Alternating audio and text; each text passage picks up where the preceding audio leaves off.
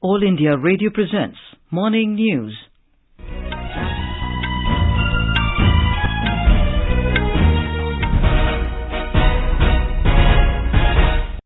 Good morning, I'm Anuja Kumar. The headlines. India is world's most functional democracy, says Vice President Jagdeep Dhankhar. Addresses concluding session of Rising India Summit. Defence Ministry signs more than 9,100 crore rupee contracts for Akash weapon system and weapon locating radars. Second Sherpa Meet under India's G20 Presidency to begin at Kumarakom this morning.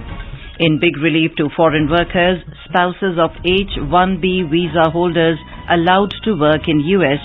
And in badminton, Sindhu and Kidambi Srikanth enter quarterfinals of Madrid Spain Masters tournament.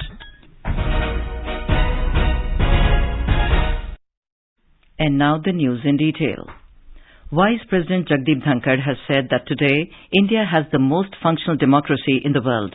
Delivering the closing address at the Rising India Summit in New Delhi yesterday, Mr. Dhankhar said India is the biggest democracy and also the mother of democracy. He said the constitutional institutions in the country are spinally strong and independent. The Vice President said we should always keep nation first. He said no interest, business or otherwise, can be above the national interest.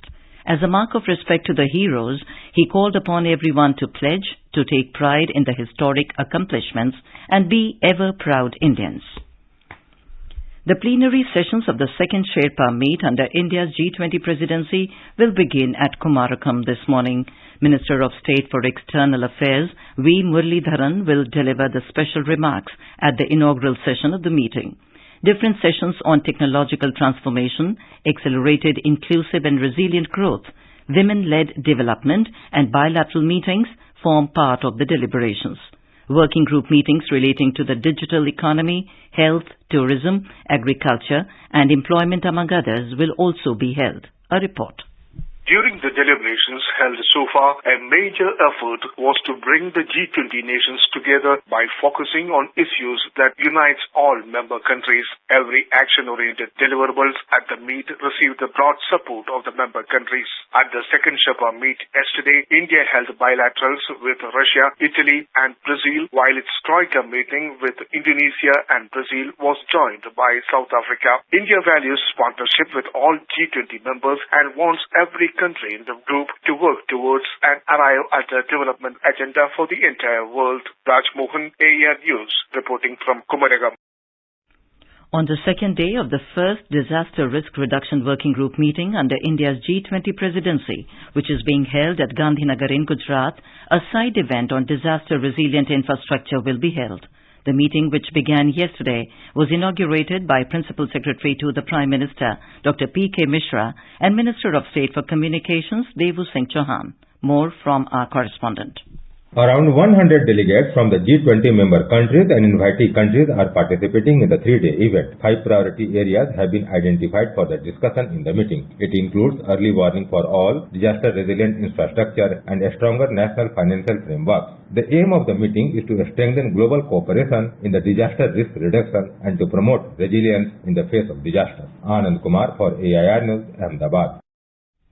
The Ministry of Defence yesterday signed contract for the procurement of an improved Akash weapon system and 12 weapon locating radars or WRR Swati planes for the Indian Army at an overall cost of over 9,100 crore rupees. The contract for procurement of improved Akash weapon system for the 3rd and 4th Regiments of Army Air Defence, comprising live missiles and launchers with upgrades, ground support equipment, vehicles and infrastructure was signed with Bharat Dynamics Limited, worth over 8,160 crore rupees. The Akash weapon system is a short-range surface air missile, air defense system indigenously designed and developed by Defense Research and Development Organization or DRDO. Defense Ministry said the project will give a boost to the Indian missile manufacturing industry in particular and the indigenous defense manufacturing ecosystem as a whole. The project has overall indigenous content of 82%, which will be increased to 93% by 2026-27. It said the induction of the improved Akash weapon system into the Indian Army will increase India's self-reliance in short-range missile capability. The contract for WLR Swati planes was signed with Bharat Electronic Limited at a cost of over 990 crore rupees. It is an indigenously designed WLR which is capable of locating guns, mortars and rockets, firing own troops, thereby facilitating their destruction through counter-bombardment by own firepower resources. In Madhya Pradesh, at least 33 devotees died after the roof of a well collapsed during a Ram Navami function at a temple in Indore yesterday. Talking to AIR News, Police Commissioner of Indore, Makarand Devskar, said rescue and relief work is going on. कल का जो हादसा हुआ था उसमें अभी तक 33 शव बरामद किए जा चुके हैं और उसमें 17 लोगों को रेस्क्यू किया गया था। अभी भी एक व्यक्ति के फंसे होने की आशंका है। सर्च ऑपरेशन अभी भी एनडीआरएफ और सेना की टुकड़ियां लगातार कर रही हैं। 17 लोगों को बचाया गया था तो उनको एप्पल हॉस्पिटल जो पास का ही एक अस्पताल है उसमें भर्ती करा दिया गया है। उसमें से कुछ लोगों की हालत थोड़ी गंभीर है, बाकी 70 लोग अब ठीक हैं। इसमें शासन के द्वारा जांच के आदेश दिए गए हैं। According to official sources, more than 40 devotees fell into the well after the accident at Bileshwar Mahadev Jhulelal Temple in Indore. President Draupadi Murmu, Prime Minister Narendra Modi and many other leaders have condoled the death of people and prayed for their quick recovery of the injured. We have this report. Prime Minister Narendra Modi has announced an ex gratia of rupees 2 lakh would be given to the next of kin of each deceased, while injured would be given to 50,000 rupees from the PM Relief Fund. Madhya Pradesh Chief Minister Shivraj Singh Chauhan has given instructions to investigate the incident. The Chief Minister said that the family of the deceased would be provided a relief amount of rupees 5 lakh each by the state government. Along with the free treatment, an amount of rupees 50,000 each will be provided to the injured. Various agencies including NDRF, SDRF and Army contingent are engaged in rescue and relief work. Sanjeev Sharma, AIR News, Bhopal. All India Radio is presenting a vignette of select quotes of Prime Minister Narendra Modi from Mann Ki Baat as the program completes 100 episodes in April this year. Let's listen to the excerpts of Mann Ki Baat in which the Prime Minister recalled the perils of democracy during the emergency days. People, voice and direct dialogue. That's your and our Mann Ki Baat. Yes, this is how our Prime Minister connects with millions of countrymen. With the program Mann Ki Baat, aired on the last Sunday of every month on All India Radio. This series, which started on October 3rd, 2014, will complete its 100th episode in April 2023. The period of emergency shall remain a blot on the constitutional fabric of independent India. Emergency was a time when the rights of citizens were crushed, and the people who imposed emergency perhaps wanted to rule for long, but their illusions were shattered by the citizens of India, and in the process made the people more aware than ever before.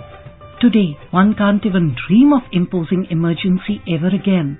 In the Mann Ki Baat episode broadcast on 25th June 2017, the Prime Minister reminded the country how imperative it was in a democracy for the people to be on their guard. Eternal vigilance is the price of liberty.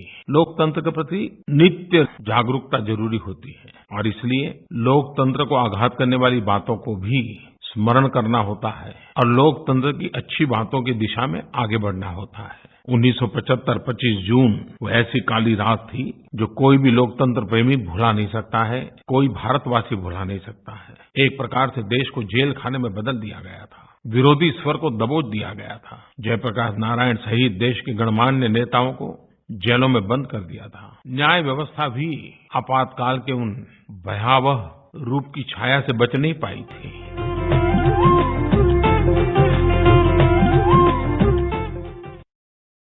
This is All India Radio giving you the news. For quick news updates round the clock, follow us on our Twitter handle at AIR News Alerts. The Central Bureau of Investigation or CBI has arrested a neurosurgeon of Delhi's Safdarjung Hospital and 4 others on various allegations including bribery. The CBI stated that the neurosurgeon allegedly indulged in illegal activities. It further alleged that the said doctor directed the patients through middlemen to purchase the instruments required for surgery from a certain surgical shop. Biennial elections to the 4 Bihar Legislative Council seats and by-poll to its 5th seat are being held today. Polling will be from 8 a.m. to 4 p.m.